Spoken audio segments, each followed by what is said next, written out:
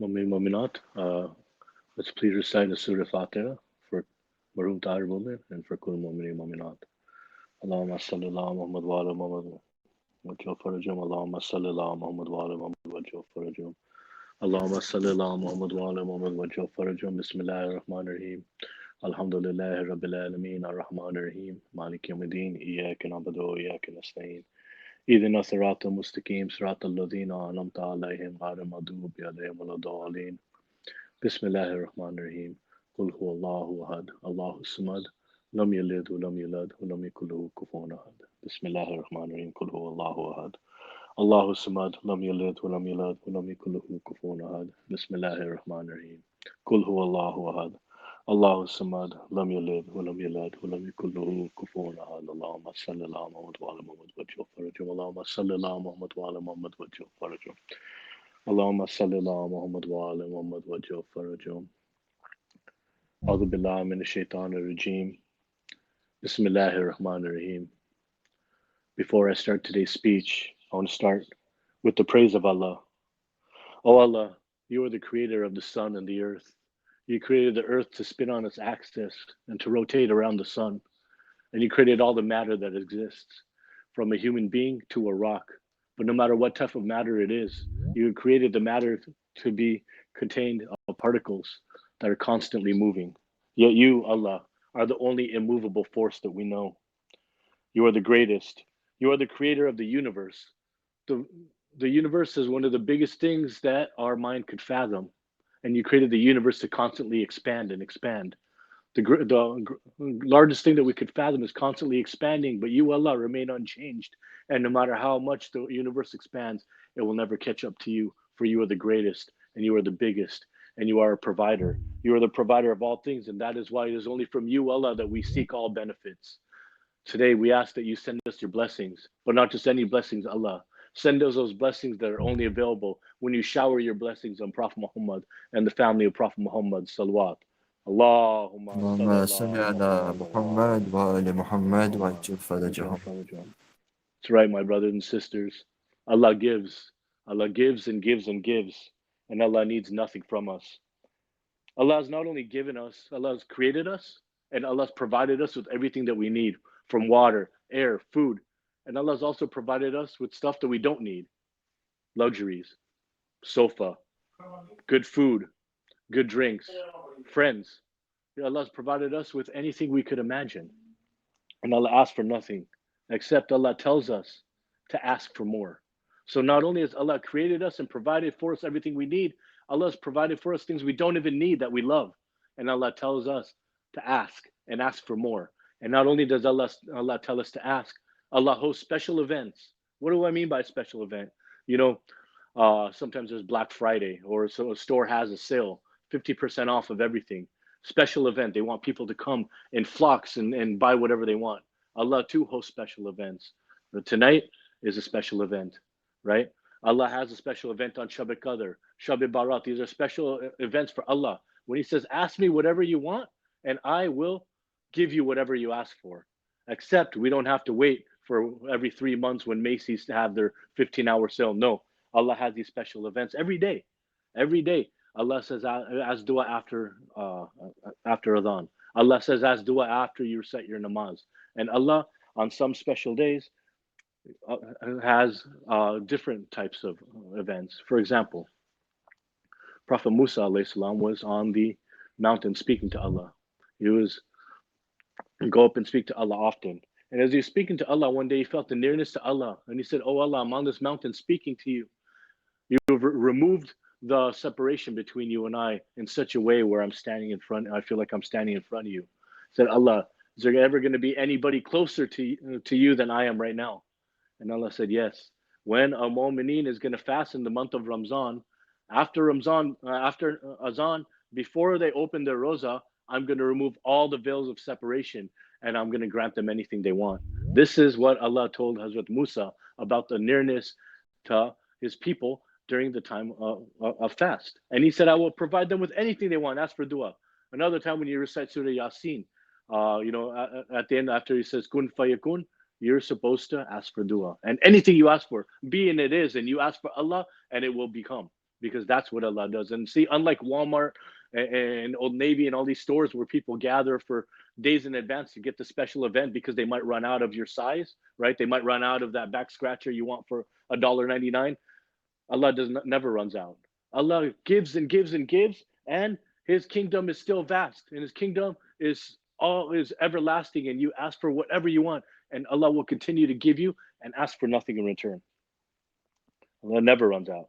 You see, so on these nights of Shab Qadr, for example, after you recite the namaz of Shab Qadr, and you sit there and you recite Astaghfirullah wa atubu ilayh 70 times, Allah has promised that before you get up from your position, Allah will forgive all of your sins. You see, and then the Amal, whoever's leading the Amal instructs you to ask for your dua, ask for your hajat. When you do the Quran Amal with the Quran on your head, you take the wasta, for the sake of, the Quran and all of the Masumin, and you're supposed to ask for your dua then, right? And how lucky are we that we have these examples of how to ask for dua, right? It's important though, the way you ask for dua. You see, yesterday, Mulana Abid Bagrami told us, he said, when you start to ask for your dua, first, before you do the amals, you recite a 2 rakat shukran namaz. Second, you ask for forgiveness of your parents. Ask for forgiveness of Allah, right? In these days, very special days to ask for dua. Special event Allah is hosting for all of us, right? I humbly request that you remember me and my family and my marhum. And also, as Maulana Abid Bagrami requested, please remember him and his family and his marhum in your dua. Please. Allahumma salli ala Muhammad wa ala Muhammad wa ajil farajah. محمد وآل محمد وأجل So as فرج. Maulana was saying yesterday in the speech, he said that first you thank Allah, Doraka Shukrana, and then you ask for forgiveness. Ar-Rahman Ar-Rahim, right? You thank Allah for the benefits He gave you, and then you ask for forgiveness. It's taught to us very clearly. Allah provides us clear signs of His existence and clear signs of the way to live life. And one of the clear signs is Bismillah ar-Rahman ar-Rahim. Everything you do, you should start with Bismillah ar-Rahman ar-Rahim, right? Not just every good thing you do, not just namaz, not just when you eat. Everything you do, you start with Bismillah ar-Rahman ar-Rahim. Why? Because every action you do is either a benefit of Allah, so rahmat of Allah that you're allowed to do that action, or it's an action where you need Allah's forgiveness. So even in the times when you know in your heart that you're not acting in a way a mu'min should, you should never forget Allah, my brothers and sisters. Always remember Allah. Bismillah ar-Rahman ar-Rahim is for all times, not just for the times when we are doing good. Now, I also say the way you ask for dua is important. Yesterday in the majlis, Mulana Abdul Bilgrami gave us a tasbih.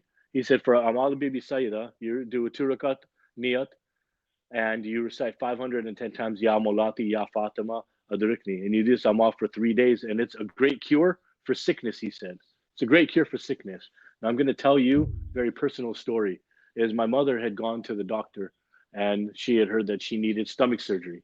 There was a problem in her stomach that was unfixable, and she needed stomach surgery. And because of this COVID scare, everybody had delayed everything, including the surgery. And while waiting for the surgeon to open back up, my mom had heard from actually a majlis from Abid Bilgrami that to recite this amal. And she recited this amal and asked for her sickness to be cured. And yesterday, on the 19th of Ramazan, she went after reciting this amal. I said the way you recite the way you ask for dua is very important, right? After reciting in this particular way for sickness, she went to the hospital. They took the test and they told her, Miss Mumin, we don't know what happened. Your stomach is fine. The toxins that was in your body that could not be removed are gone. And my mother smiled because she knew that this was a product of the dua she had asked for. You see, the way you ask for dua is very important, my brothers and sisters. It's very important that you understand the power of dua. You see, it's also important that you understand what you're asking for. The content of your dua is also important, right? You always start with, obviously asking for, thanking Allah. You ask for forgiveness. You pray for Prophet Muhammad sallallahu alaihi wasallam. Allahumma sallallahu Muhammad wa ala Muhammad wajjal farajum. And then you ask for your dua. It's always important to remember, to keep in mind and be mindful of what you ask for. You see, one day Hazrat Isa was talking to Allah, and he told Allah, he said, Allah, I want more knowledge. And Allah asked Hazrat Isa, why don't you pray for more knowledge? And he said, because I'm scared. So what are you scared of? He said, I'm scared I'm going to get more knowledge and I'm not going to use it properly. And Allah told Hazrat Isa, he said, oh Isa, why don't you ask for more knowledge and ask that you use it properly? You see, this is how Allah answers our prayers. We can be detailed, specific. Tell Allah what you want, and Allah will give you what you ask for and the best of things. Allah will provide you what is best for you and the best of things. And see, this is a hard concept to grasp. Now, let me tell you, when I was a kid, my parents used to tell me, Komail, you need to be patient. My mom would say, sabr karo beta, sabr karo. And so as I was growing up, I figured patience is probably a good thing for me to pray for. So in all my namaz, I would pray, Allah, give me patience. Allah, give me patience. And what did Allah give me? Allah gave me a wife. And then I realized what patience is, and I stopped praying for patience. No, but mashallah, being married is one of the blessings of Allah. And inshallah, let's pray for the entire community to have, a family. Now, I bring this up because it's important that you understand your heart's desire, right? You understand what you actually want and you pray for that, right? Now let's think about our most intimate desires in this day of Qadr, right? How are we going to ask for the dua, and what dua are we going to ask for? Aside from the blessings that inshallah you're going to pray for me and Maulana Abdul Bagrami, please don't forget us. When you pray on these nights, what are you going to ask for? I want each of you guys to think personally, intimately, what you need and what your biggest desire is and how you're going to ask for Allah, right? How are you going to ask for it from Allah? Are you going to sit down and say, because when we ask, for example, I said that we're closest to Allah at the time of azan before we eat the date, right? At that time, people, oh yeah, Allah, please forgive my sins, please grant all my du'as, please keep my mother safe, and keep the marhums from hell. Now we were closest to Allah, and this is what we had to ask for, right? During the time when we're doing amals, we pray. We have the Quran on our head. The person, whoever we're following, mashallah, does hajjat for us, very important hajjat, and then we have time to ask for hajjat. In hopes of continuing the amal. We ask for it very quickly again, 1 minute. Maybe we'll throw in, how we do good at work, and something, without some of our superficial desires, and then we move on, right? And then after amal, we have a chance to sit there and ask for anything, right? After namaz, we hurry up between Maghrib Isha. I want to hurry up and pray. Fajr time is a good time to ask for, but I'm really sleepy, and so we always take the fact that Allah has these special events often, we take it for granted, right? So, but let's think about our dua and how are we going to ask for dua, right? First, we're going to ask for, thank Allah. Then we're going to ask for forgiveness. And then what are you going to do? And then what are you going to do, right? If you could sit there for 1 hour and beg Allah, oh Allah, you're the most merciful. Oh Allah, you're the greatest. Oh Allah, you're the most powerful. Oh Allah, your kingdom is so vast. Oh Allah, and if you could take every single name and every attribute of Allah that you could think about, and you could sit there for 1 hour over and over and over again, telling Allah how great He is, and ask for one thing for 1 hour, what would you ask for, right? And I want you to think about what we did last night when you recited Joshne Kabir. When you recite Joshne Kabir, you recite 1,000 names of Allah over and over again in groups of 10, 100 times, and the one thing we ask for is, oh Allah, uh, save us from the fire of hell. Over and over and over again for 1 hour, we're sitting there begging Allah for every name we could think of and praising Allah with every word of gratitude and every benefit and every gracious name we could think of, and we're asking Allah for one thing, and that is to forgive to keep us safe from the fire of hell. Maulana Sahib also yesterday said to recite Dua Majir. Dua Majir, same thing. Every name of Allah is in there, and we're asking for safety from the fire of hell. Now let's think about what this means. When you ask for, I asked for patience and Allah sent me a wife, right? Sometimes you ask for, you know, you ask for increase in your rosi. Okay, I'll tell you, Hazrat Adam one day wanted to be more handsome. Hazrat Adam felt he was very handsome, would thank Allah for his handsomeness, and he asked Allah one day before he went to bed, he said, Ya Allah, please make me more handsome. And he woke up the next morning, he felt this face and he had hair on his face. He said, Allah, what's this hair on my face? He said, oh, Adam, you asked me to make you more handsome. You're welcome. Right? He gave him a beard and made him more handsome. You see?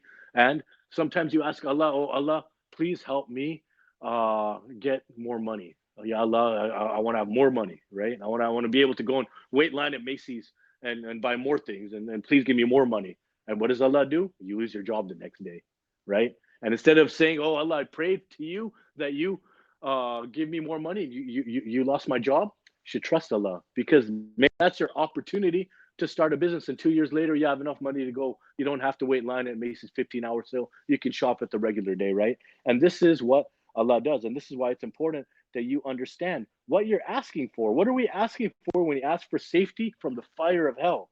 We want safety from the fire of hell. That's a big request. Not only are we asking for it, Allah, we're sitting there for 1 hour pleading to you, oh giver of all good things, oh provider of all sustenance, oh inventor of all things. Praying to Allah and begging him and pleading him, save us from the hellfire. Now, who's saved from the hellfire? Right? So if we recite Josh Kabir and Allah saves us from hellfire, and we perish at that moment, maybe we're safe from hellfire. Allah forgave us, and now we're dead. And now, hellfire is not for us because Allah forgave us. Now, what about those people who recited last night and our life came into today, right? We are all humans on this earth, and we are all sinners. I know I'm a sinner, and I don't know. I sin so often, I don't even understand what sins I committed today, but I'm sure I have. And Allah, please forgive me for those sins, right? But unless if we pass away right after Joshin and Kabir, what does it mean to be safe from the fire of hell? That means not only are your past sins forgiven, your current sins are forgiven, your future sins will be forgiven, and you're going to walk the path. You are going to walk the path of a righteous man. You're going to walk on Sirat al-Mustaqim, and you are not going to sin again. And inshallah, at the end of your life, the Josh Kabir that you recited every single year or one time in your life, Allah will grant that dua and save you from the hellfire. So how does Allah save you from the hellfire? Allah saves you from His rahmat and His rahim, right? He gives you forgiveness, and He gives you the blessings of Sirat al-Mustaqim.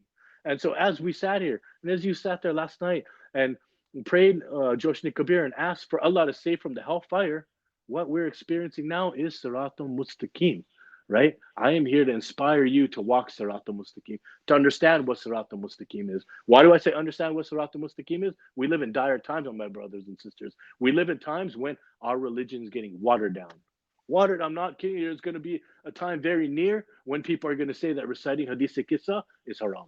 And that's taking false gods, and when reciting this dua is haram, and this hadith is authentic hadith, and it's not actually something that's helping us, something that's hurting us. Just like Hazrat Ali said, the world is delusion, the world is deception. There is a deceiver out there. There is a deceiver by the name of Dajjal out there, and there's a deceiver by the name of Shaitan out there. Shaitan, let's talk about him for a second, right? It's important to understand the dua you ask. What happened when Shaitan refused to bow when Allah asked all creation to bow in front of the creation of Hazrat Adam? What did Shaitan do? He did not bow, and Allah said, "Okay, to hell with you." It's in the Quran. He said, "To hell with you." And Shaitan, who had Iblis, had prayed for hundreds of thousands of years. In fact, he received a stature so high because he did namaz standing up for 100,000 years. He had stature so high, Hazrat Jibril would go and ask him questions. Iblis, after he refused to follow the order of Allah, told Allah, he said, I prayed for you for thousands of years. What do I get for that? What are you going to give me? And Allah told Iblis, name your price. What do you want? He didn't say, oh, okay, well, this is worth this or this. He said, whatever you want, I'll give you, right? Whatever you want, I'll give you. But Iblis, in his arrogance, did not ask for forgiveness. He did not ask for forgiveness, and he asked to get respite till the day of judgment so he could corrupt all of us. Now, let's not follow in the footsteps of Iblis and forget to ask for forgiveness. You see, no matter what you've done in this world, no matter what sins you've done, forgiveness is something that Allah has created for us. Allah has created forgiveness for us. Ask your parents for forgiveness. Ask your friends for forgiveness. Ask the mu'mineen, mu'minat for forgiveness. My brothers and sisters, if I have wronged you, forgive me. Forgive my sins. Forgive the sins of my father. Forgive the sins of my marhum. Forgive the sins of my family. And ask each other for forgiveness, and ask Allah for forgiveness. You are never, never, never, never too destitute for the forgiveness of Allah. Remember that. Bismillahir Rahman. No matter what you're doing, it's either the rahmat of Allah or you need Allah's forgiveness. And do not ever forget that. So as we're praying and as Allah is guiding us to the right path, right? Yesterday we discussed what the right path is. Yesterday we discussed that this world is a world of deception, and the only truth is Hazrat Ali alayhi salam. So if Hazrat Ali is the truth, then who is the truth? Imam Hassan is the truth. And if Imam Hassan is the truth, Imam Hussein is the truth. Imam Hussein is the truth, Imam Zain al-Abidin is the truth. Imam Muhammad Bakr is the truth. Imam Jafar Sadiq is the truth. Imam, all the way down to Imam Mehdi Sahib Zaman alayhi salam, is the truth on earth, and we must wait for him. Imam Jafar as-Sadiq has said that waiting for the Imam is the act that Allah likes the most. So let's wait for our Imam and not just wait for him like we're waiting for the NBA season to come back. Don't just wait for him like you're waiting for your kids to come home from school. Don't just wait for him like you're waiting, for the summer to come. Don't just wait for him like you're waiting for Eid. You wait for the Imam and you perfect your waiting of the Imam. Perfect the waiting of the Imam. Tomorrow, I'm going to talk about the importance of waiting for the Imam, and we are together as a community. The purpose of this community is to love the Ahlul Bayt and to wait for the Imam. And we are, as a community, are going to perfect it as a community. We're going to perfect it together. And we're going to get guidance, and we're going to walk Sirat al-Mustaqim. And we're going to start today. And we're going to now, with a loud salawat, welcome our main speaker, Abdul Bagrami, to come and continue to guide us. Let's recite a loud salawat for his benefit. Allahumma salli ala اللهم صل على Muhammad, محمد Muhammad, وعلى Please recite a Surah Fatiha for Kul Mu'minin Mu'minat.